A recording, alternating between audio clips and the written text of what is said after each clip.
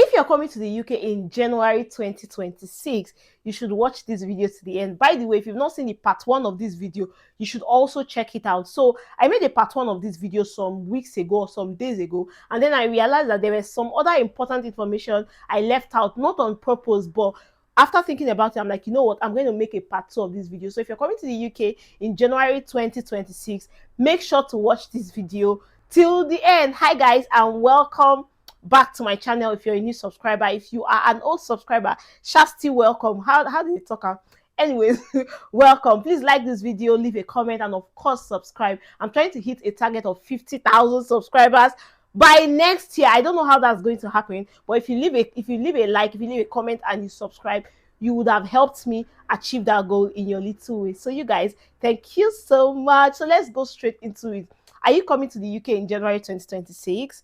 Yeah, here are some things I feel you should know. So in the last video, I talked about how you shouldn't share your account number. You shouldn't give, especially for people in Nigeria. No shades, no shade. I'm not shading anybody in Nigeria. I'm just saying that once you move to the UK, everybody starts to ask for flimsy favors. Oh, I'm looking for someone in the UK to help me do this. Oh, I'm looking for someone in the UK.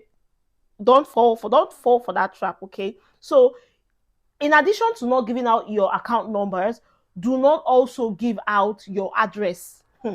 See, scams these days come in different formats. Like it comes in different formats. I've had an instance where somebody sends a contraband item to your house and you just open the parcel and like, you see what? Coke? You see different contraband items just coming at your doorstep. And then when you call, oh, please, somebody say, oh, sorry, it's a mistake. Oh, it's a mistake. I didn't know it was you I sent it to. Please, can you help me send it to so and so address?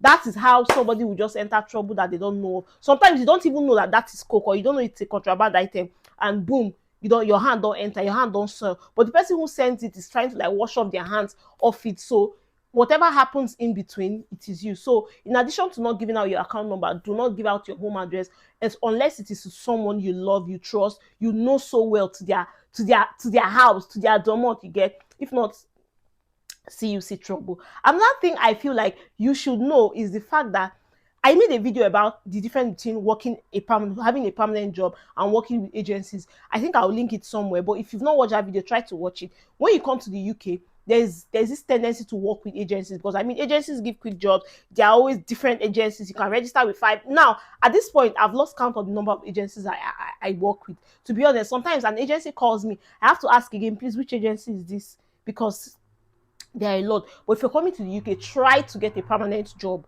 Try. Most of the permanent jobs, they do not give like up to 20 hours, especially for students.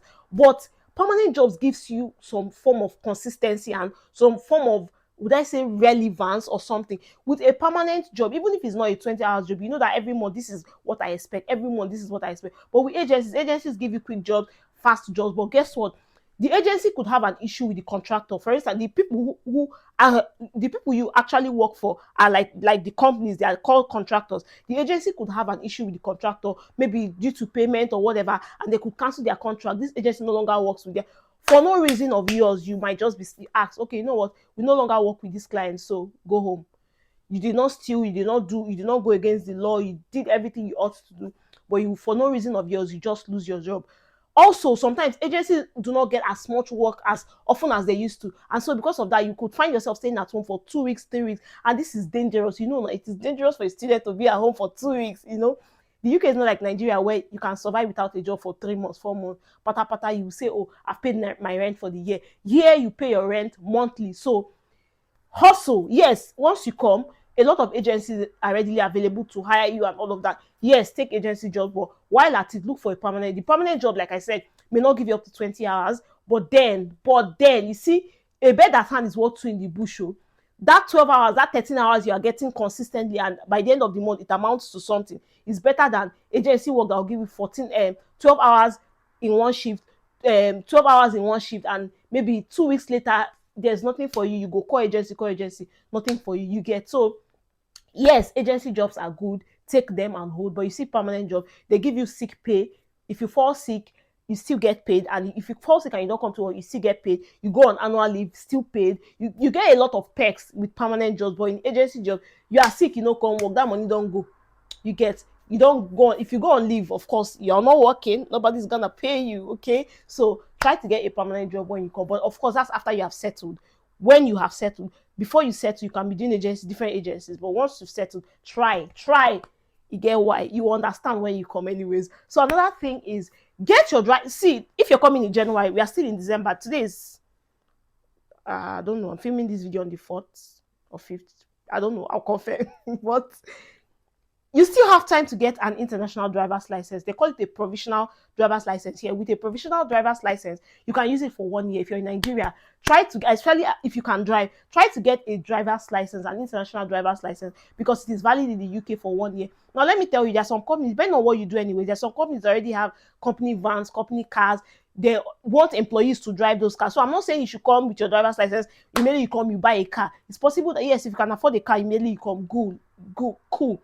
A lot of opportunities are there for you. But if you can't and you have this license and you can actually drive, you can actually work with most of these organizations. For instance, if you do commercial cleaning, most of them have vans, or you work in construction. There are a lot of industries that usually have car vehicle what am I saying, car vehicle? Company vehicles, company cars. So if you already have a license, at least that one is valid for a year and you can drive. They say, do you have a driver's license? Of course, yes.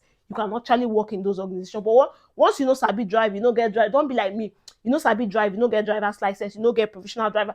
Nothing. You don't know nothing about driving. You know go make sense. So if you don't know nothing about driving, maybe you can use the next few weeks to learn. Don't be like me. Like I will learn. Before you know it, I don't do japa. So if you have the opportunity, try and learn to drive and get a provisional driver's license. You get why. Don't say I did not tell you, okay? The next thing on my list, let me check my microphone. The next thing on my list is to save. Every day is a rainy day in the UK, to be honest. So I'm just saying this with the assumption that when you start working, save. Especially if you have maybe tuition fees balance. Even if you don't have tuition, you finish paying your tuition fees, keep saving. The little you have, don't splurge. Especially as a student, keep saving, because like I said, if you work with agencies, your job is not secure. Like, you don't have any form of job security. So when you come and agencies are giving you job back to back, you'll be tempted to want to spend, to want to live comfortably, to want to save, because every day is a rainy day in the UK, okay? Even if you have a permanent job as a student, still save, because nobody knows tomorrow. Nobody knows tomorrow. The fact that you pay your rent monthly should tell you that every month, like, you're on your toes every second, okay? So save, because every day is a rainy day. Another thing to take note of when you come is the fact that depression is real.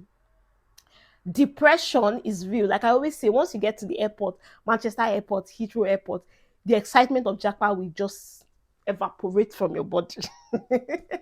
It will, see, depression is real. Like, I'm not even kidding. When you come, you will need to take extra care of your mental health. Like, especially if you now have tuition balance to pay. The pressure, hey! Well, I'm not saying this to scare you. I'm just telling you so that you will come with your ultimate. You will be prepared. Carry your ultimate. I don't know. If you're a Christian, carry your God and come. If you're a Muslim, carry Allah. If you are a traditional worshipper, put Amadioha in your pocket as you are coming. Carry your serious what? Ultimate, because the depression in this country is crazy. You guys, see, if you have tuition balance to pay, you're under pressure. And there are some people that, even as a student and they're coming, they have families that feed. I can't even imagine, to be honest. They have families that expect them to send them money monthly. They have responsibilities. Maybe some have kids. Like, there are some men, like mature men, they have kids and wives in Nigeria, and a wife in Nigeria. So you are thinking of your tuition balance, you're thinking of your monthly rent, you're thinking of your family that expects you to send them money monthly. And to be honest, people in Nigeria would never understand. You just came, and 3 months later, I say, this one don't travel for 3 months. You never even send us better money. They would never understand. So the pressure can lead you to depression, okay? So when you come, like, as you're planning to come, tell yourself, I don't know, try to onboarding yourself. If you know those things that would lead you to depression, start now to start onboarding yourself. For instance, if you have family members that expect you to send them money, just start now to start telling them that I cannot send you money until 1 year later. I cannot send you money until I am done paying my school fees. I cannot send you money until a certain time. Start onboarding yourself, because the depression in this country is real. Now, aside working and hustling to pay your fees, you also have assignments to do, you also have group work to do, you also have maybe dissertation, depending on your situation. So there are so many things happening at the same time. Depression is real. If you've never thought of, in Nigeria, we rarely talk about mental health. We say, I beg, waiting, nothing they do, you just you get mental health. Take care of it when you come, okay? So pressure is going to be much, but start now to start asking yourself, when I start being depressed, what would I do? How would I even solve? Just start now. It's better than when you come and the thing just, when I got to Manchester Airport, if you see the way the cold came to me, I say, hey, now so they be, you get. So not when you come and the depression just comes, you're like, you get. So start now to start preparing for it. Another thing you should note is that your English, the British people will not understand your English. Clock it. Clock it. No, they are not forming for you. They are not trying to be rude.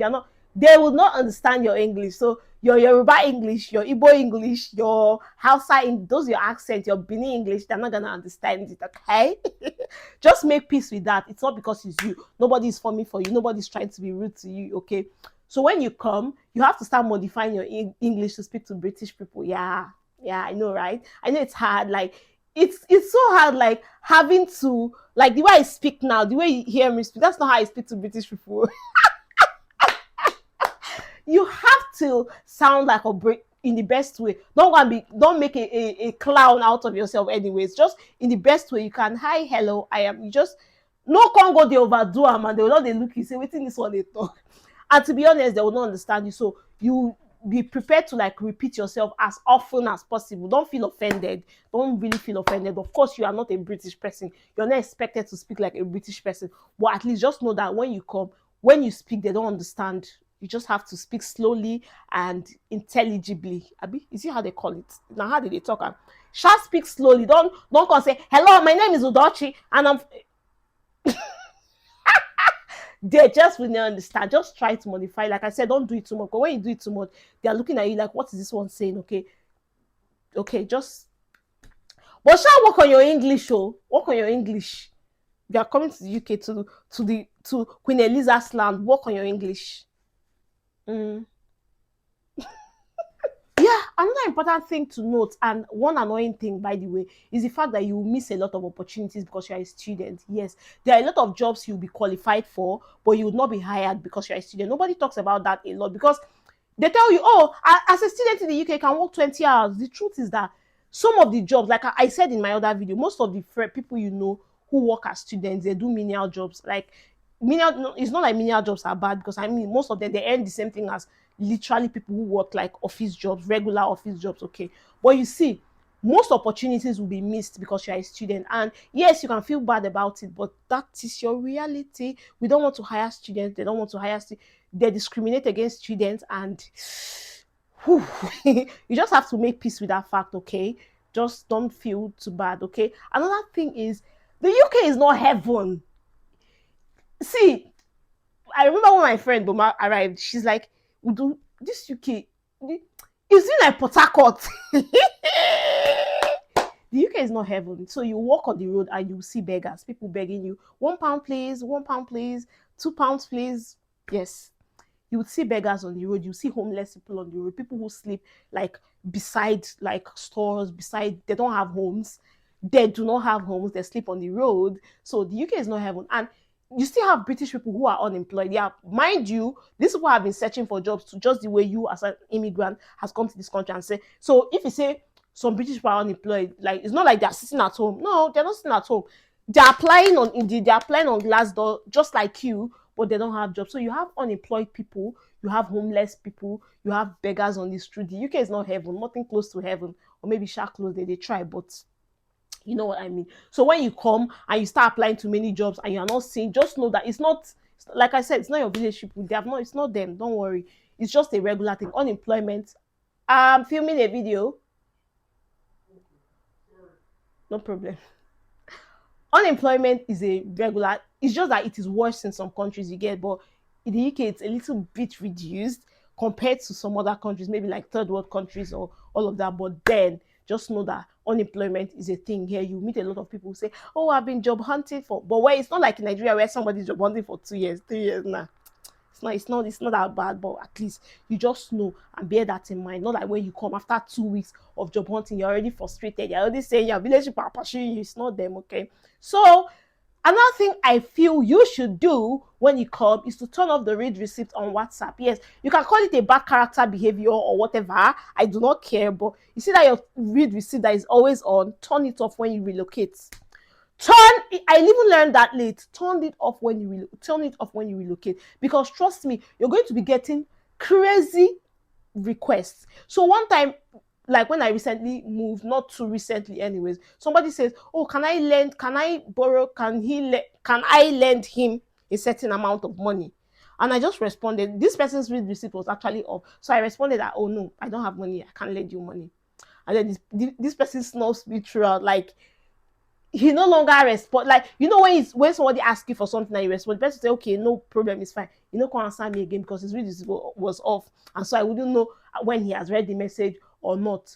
Well, I say that's your own business anyways. I don't get this, I don't get. But you see, when you turn off your read receipt, so what I did was I turned off my read. So when people make all those crazy requests, I just read your message. If I rate you, like if I rate you, I'll just respond, oh, I don't have, I don't have. If I don't rate you, 1 week later now when I go respond, if I'm not going to even rate you at all, so when you send that message, I'll just leave it read like that. I'm not saying nothing. I will not tell you I don't have, oh, I'm still struggling, I'm a student, or I don't get stressed for that too. So when you come, turning off your read receipts makes you, like, it's that distraction. You see that distraction of different people making different requests, you no longer have it, because you read the message and you will not respond, or you respond whenever you want. You get, so you're not under pressure to respond to or reply to anybody. Oh, I'm sorry, yo, I just came, I don't have money, I just came, I'm working 20 hours, I just came, I've not paid my tuition. But turn off your WhatsApp read receipts. Don't let anybody pressure you.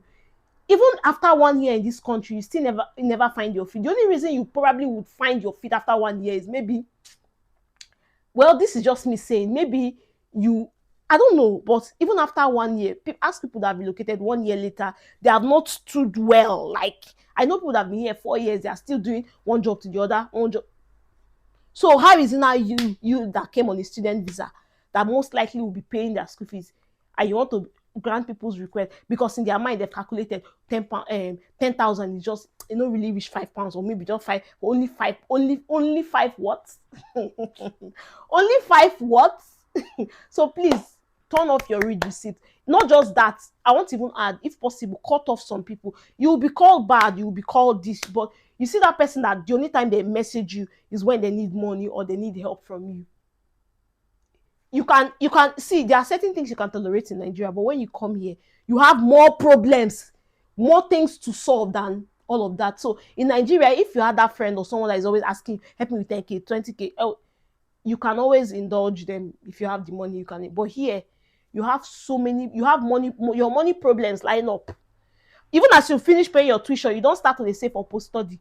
Even if you get COS, you don't start to save for your application for COS. You get, so it's from one money goal to another, one money goal to another. So that distraction is not necessary. So you guys, this is what I said I should bring to your notice. Probably you already know, but still know it again. There's no such thing as information overload. Excuse me.